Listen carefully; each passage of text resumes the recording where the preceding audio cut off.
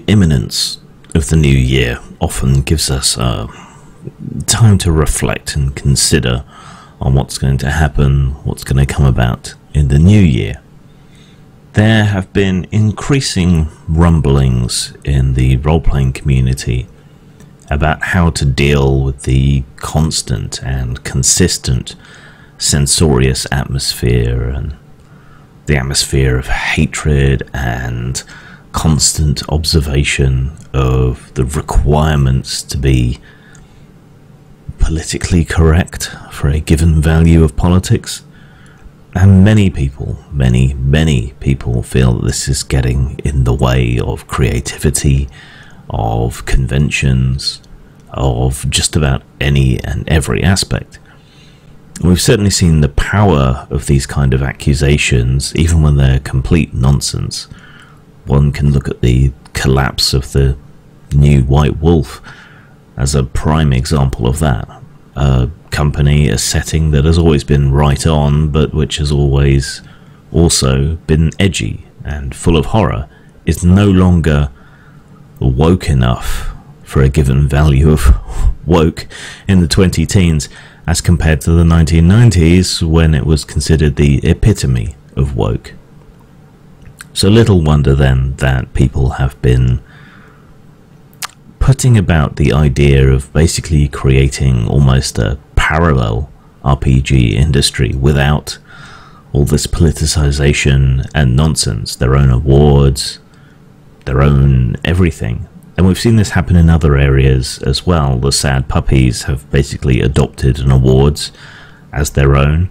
Publishing houses, movements within writers and so on have set themselves up or cast themselves in opposition to or as an alternative to the spread of wokeness. We've also seen social media companies emerge which are founded upon the principle of free speech. We've seen financial services and so on move to censor them.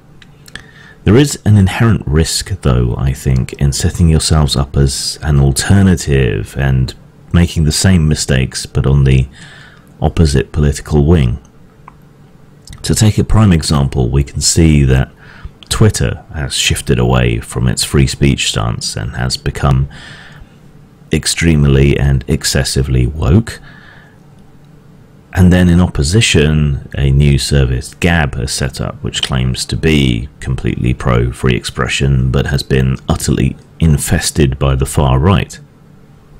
It's not to say they're the only people on there, it's just that when you set up an alternative, the people that flee to that alternative are not necessarily the kind of people you intend it for or want to be around, whatever your principles. If the role-playing industry is going to set up its own independent awards and so on, if it's going to band together to resist this wokeness, just as it resisted the evangelical pushes in the 80s, they need to be careful not to make the same mistakes that their opposition have or that other alternatives have. If there is to be an alternative, it needs to be an apolitical alternative. It doesn't need to be the same problems, but in mirror image. It needs to care about games on the basis of whether they're good or not whether it ticks or doesn't tick any political boxes. Without that being a founding principle of whatever it is set out to do, then the entryism will just be that of the far right instead of the far left. Then the problems that have dogged places like Gab and so on will dog whatever alternative you happen to set up.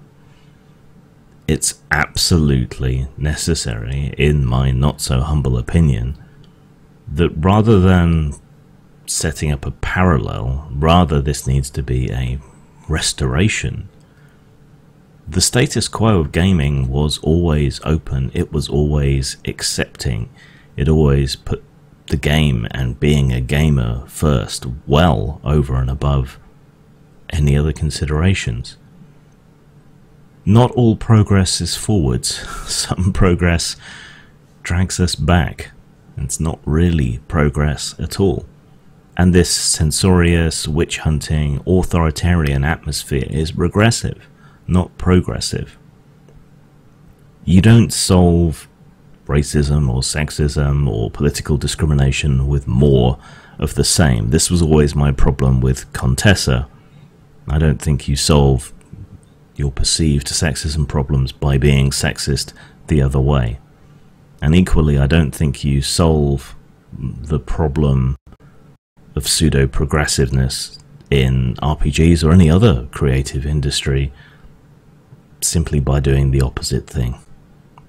So I would hope that whoever does set out to do this will keep this in mind, because people on the left, on the far left, such as myself, are just as homeless in this panopticon of wokeness as conservatives are.